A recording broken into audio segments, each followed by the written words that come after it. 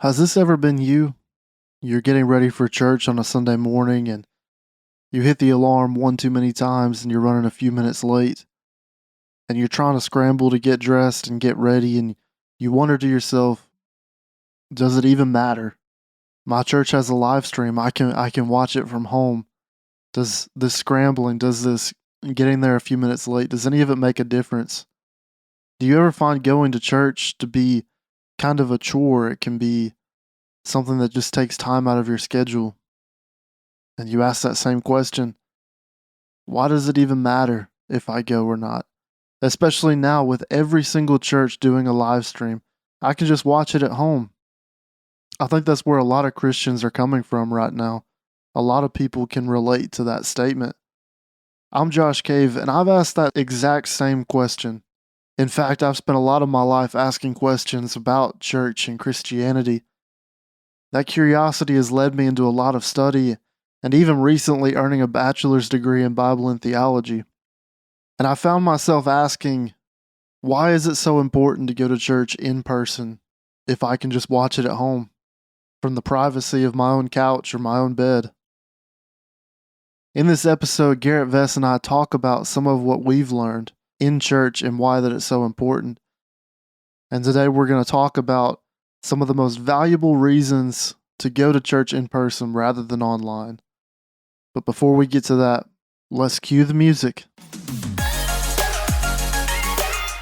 Welcome to the AfterYouth Podcast, where we answer the most challenging questions asked by Christian young adults. Thank you for joining us for another episode, and let's dive in.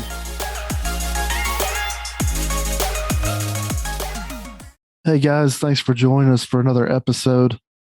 Here we're answering the question, why is going to church so important? Do you ever find yourself on a Sunday morning wondering if going to church is really even a big deal? A year and a half ago, I found myself in that same situation, asking that same question. My wife and I had moved to Chattanooga, Tennessee, and we didn't have a home church yet, so we were getting ready to go search for a church, but we were still kind of getting used to the new city. And at the same time, COVID was still in the back of everybody's mind. So every church had a live stream. So we found ourselves watching live streams and keeping up with our old church. And I'll be honest, being able to sleep in on a Sunday morning was kind of a dangerous game. And it was really nice to not have to get up and get ready super early. Even now, whenever my alarm clock goes off on a Sunday morning and I'm groggy and going through my questioning life choices, I wonder, how important is it? How important is it really that I go to church rather than watching the live stream or watching a famous pastor on TV? So I figured in all this, if I've asked that question, probably other people have too. And doing some study and some research, I found that it's not just me. There are a lot of people that changed their habits whenever COVID hit. There was a study done by Pew Research that talks about church attendance before and after COVID. They found that before COVID, 33% of Christians attended church at least every month. After COVID, that number dropped all the way down to 10%. So there's this 23% swing in church attendance before and after COVID.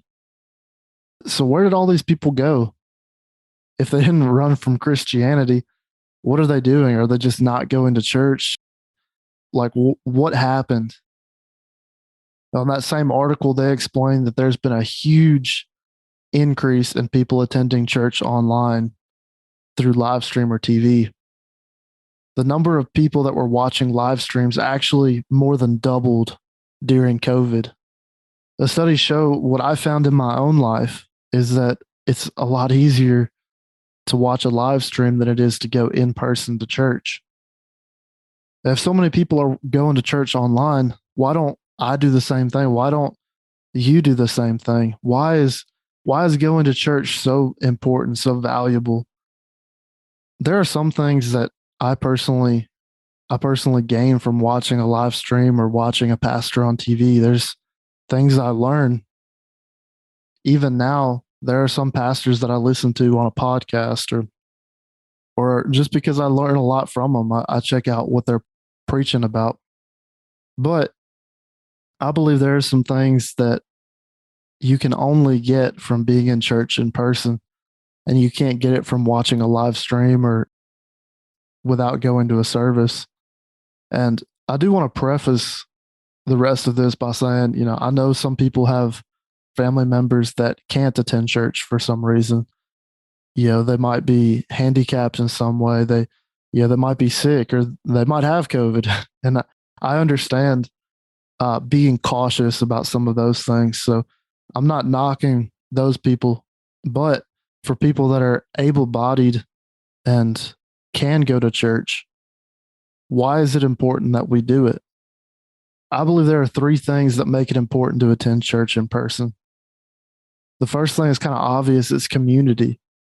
And Hebrews 10:24 and 25, it says, "And let us consider how we may spur one another on toward love and good deeds, not giving up meeting one another as some are in the habit of doing, but encouraging one another, and all the more as you see that day approaching."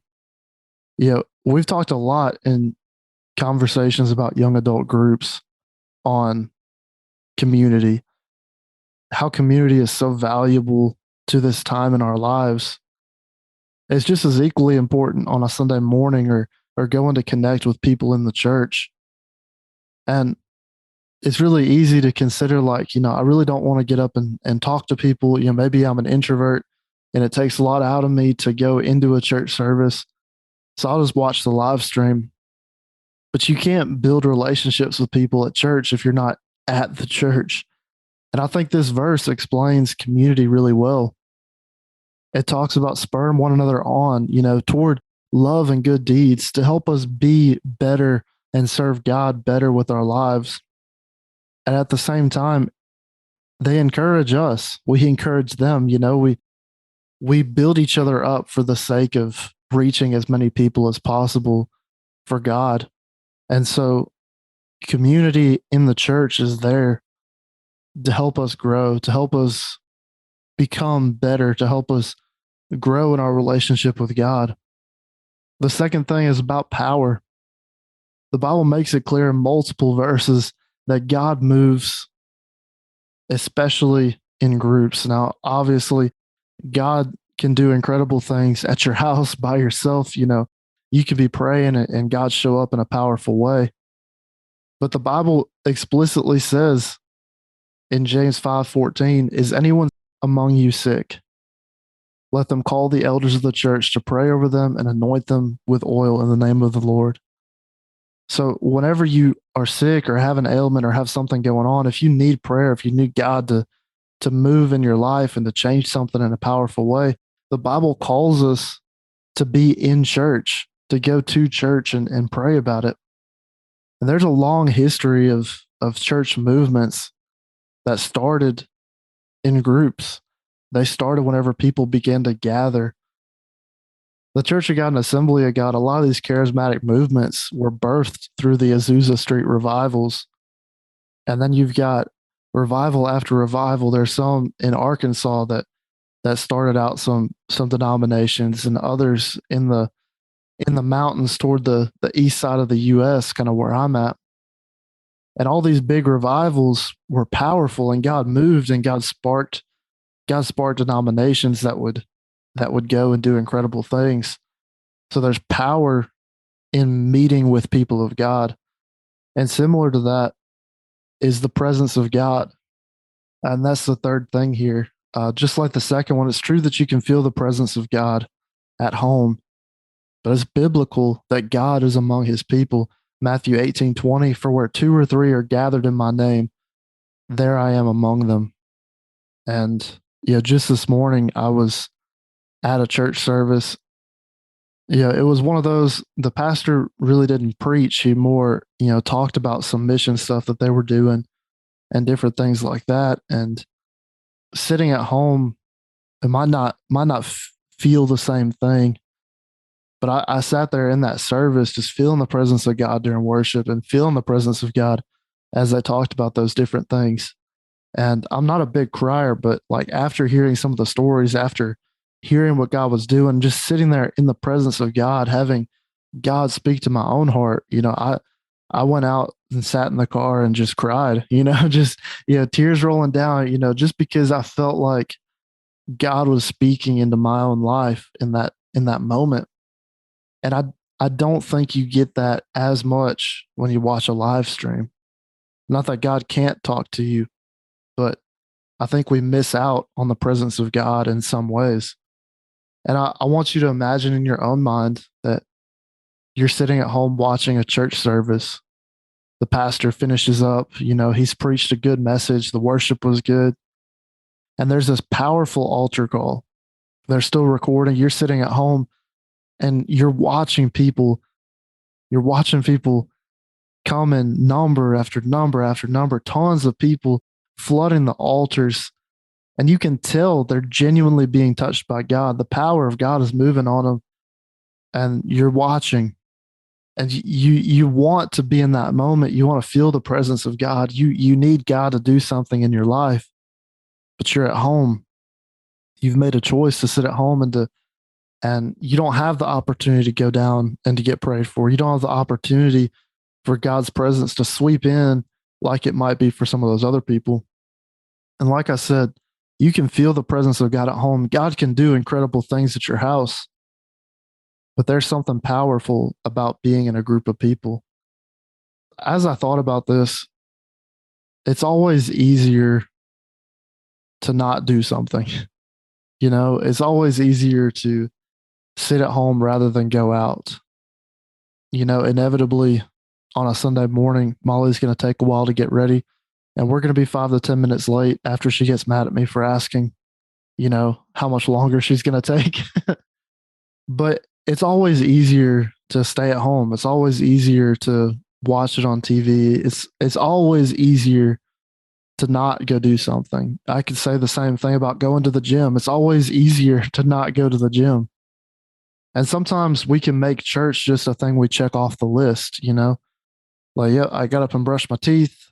We went to church this week, we paid the bills, it could just be another obligation that we have to fulfill in life. I went to my job this week, but in church, just like in everything else in our lives, you have to remember what the goal is.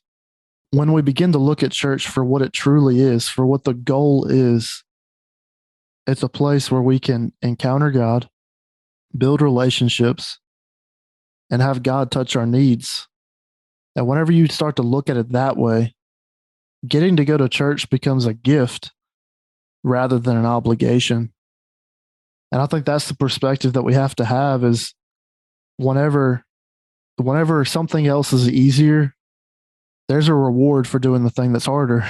If I work out, do it consistently, even though it's harder, there's a reward at the end of it, hopefully, if I'm doing it right. But the same is true with church.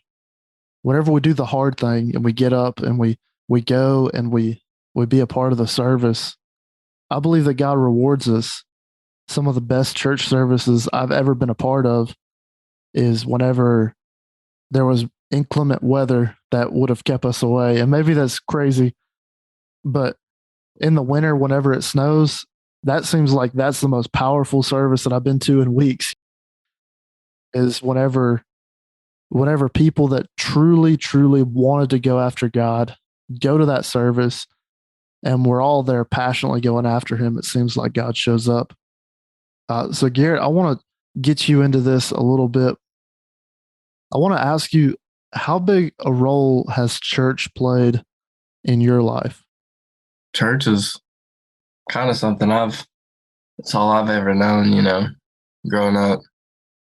I was born, and then a few years after, I was probably 4. Dad was a youth pastor until I was 10. So yeah, a lot of my early life was around a lot of youth group kids and all this different stuff, kind of growing up with them all taking care of me, all that thing. I mean, honestly, and I'm trying to think of a better word because I don't want to steal like refuge from, like, I'm not coming up with it, but refuge is the meaning of refuge is just, it's a place where you can go where you're going to be taken care of. It's a community, and it's a loving community that you're not alone in your walk. And so, I mean, that's really what church has always been for me. You've always got people that are there for you. It's just so many different things. Yeah. And you spent a lot of time in the same church. Growing up, you guys attended one church till you were 10 or so. Yeah, you spent after that at the church you're at now. I mean, being able to grow up and be around a lot of the same people, how has that community impacted your life? So when I was younger, like I said, Dad was a youth pastor, and so I was with a lot of kids that were older than me. Like, because I'm like 4 hanging out with a bunch of teenagers. I'm like, I am the cool guy on the street. Let me tell you. Go to kindergarten. Let me tell you who I've been hanging out with. My friend drove me somewhere, took me to McDonald's after church. How about that? So growing up with Dad as a youth pastor, I was with obviously older people a lot. And so that was kind of like, until I was 10, being at that church, that was kind of the community where I kind of grew up, kind of learned like, hey, like, you want to be with this. This is a kind of group you want to be with when you're older. You want to have a community like this. And just that, the early years of my life, that was kind of like getting to know, like, just really getting to know Jesus and getting to know, like, hey, these are people that have a relationship with him. And I'm just getting to kind of sit back and watch it. Not that I got saved when I was like 6, but I mean, still getting to look at that kind of stuff. It was kind of like, I was kind of growing up with just like it all handed out to me, like, this is how you do it. And then when I got older, I kind of walked into that at the other church, but then it was kind of like hey, like, I'm starting to build relationships and friendships, and I'm starting to grow up and, find my way. And then you find your purpose, you're finding the things that you like, the places you want to serve. So, I mean, there's just, there's just a lot that the people in church have influenced me. Yeah. And I mean, it sounds like there were some people early on that played a role in like mentoring you. And then I would think even now, like, especially for maybe some listeners that are, maybe a little bit newer to church, a little bit newer to Christianity, where they could find that same thing now, like some mentors, people to walk them through, how to go about the Christian life, how to do it, especially from people that have been doing it for 30 or 40 years. You brought up the mentor thing. There's quite a few people that have kind of been like a mentor to me. And there's a few that like I've stuck with and, kept up with, but there's one I talk to every day still. I'm not going to say his name, but because he probably listens to it, and I don't know if he wants a shout out. When he listens to this, I'll let him know it was about him. As far as like a mentor, like, it don't matter how old you are, though. You can always have a mentor. And it doesn't matter if you're listening to this and you're 99 years old. Just as an example, it might be some 30-year-old pastor that, can have an influence on your life. So, and whenever you watch church services online, you really miss out on opportunities to build those relationships. You never know. Yeah, exactly. You never know who can help you grow in your life. I agree, though. You say that a lot is taken out of, and this is not us bashing, online services, because online services are the reason some churches are still alive, honestly. It kind of became like an easy way out for us to say, like, but yeah, that wasn't bashing live streams. It was just sometimes you're not getting the same inexperience, and obviously wherever you are, you can enter God's presence, but it's just, there's such a difference when you're in a church service. like I mentioned toward the end, that whenever there's bad weather or whatever, it seems like those are some of the best services that I've been in. I believe that God, I believe that God really appreciates whenever we sacrifice, whenever whenever we're willing to get up a little bit earlier and throw ourselves together and get to church. I believe that that's one of the reasons we can experience this presence more is because we've sacrificed to be there. Everybody knows that it's difficult to go to church at 10:30 and then go out to eat and then not get home till 2 o'clock.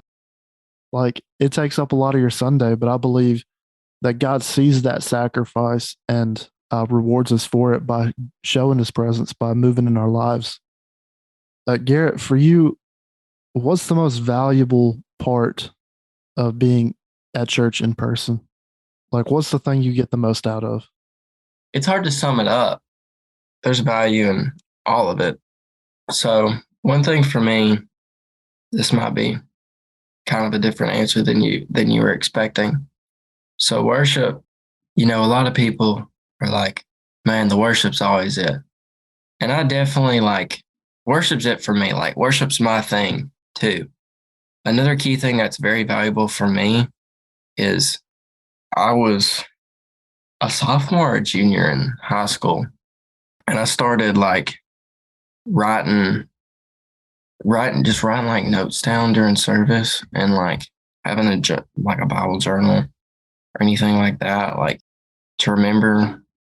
You're hearing it, you're writing it down, kind of comprehending it and getting it all in. I don't know.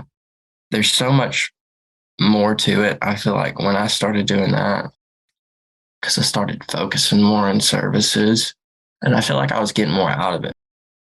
And of course you can do that online, but something about that for me, because when COVID did hit, I stopped doing it. I stopped doing it because, you can't keep up with it, and you got the big Jumbotron, just not the Jumbotron. We don't have a Jumbotron in my church. Well, and in a live stream, you can watch it over and over. So why do you need to take notes, I mean, yeah, it's kind of like, I'll go back and watch it kind of thing. And I see where you're coming from, because I've seen you reference back to those journals, multiple times and go through some of the notes and different things that you've heard pastors preach about. So even just reliving those things and gaining a little bit more wisdom from what those pastors have said over the years. One last question. What's your motivation, or what's the one thing that motivates you the most for getting up early, getting dressed, and going to church every week? I mean, think about what Jesus did for us. I think we take it for granted so many times. I'm speaking to myself when I say this, but I mean, when you really think about what Jesus did and the sacrifice he made, if you're a believer, if you're a Christian, and you physically can go to church, what's the least to do to go to church? Wake up and go, and I'm not bashing people for it. I get it. He died on the cross for me.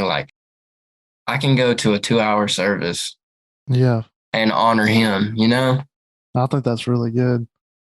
So today we answered the question, why is it so important to go to church?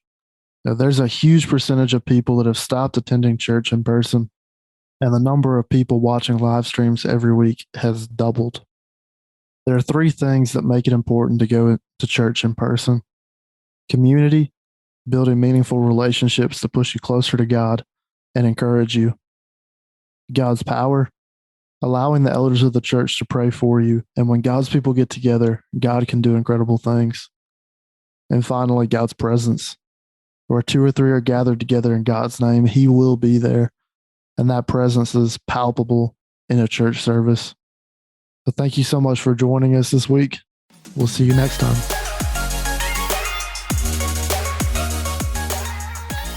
Thank you so much for listening to this episode. To keep up with everything we have going on and get updates, follow us on social media. You can find us on Facebook, the AfterYouth Podcast, or on Instagram and Twitter @AfterYouthPod. If you enjoy the content we put out, consider giving us a 5-star review on Apple Podcast or Spotify. This helps us reach more people with what we're trying to do, and we would really appreciate it. Thank you for listening every week, and we will see you again next Friday.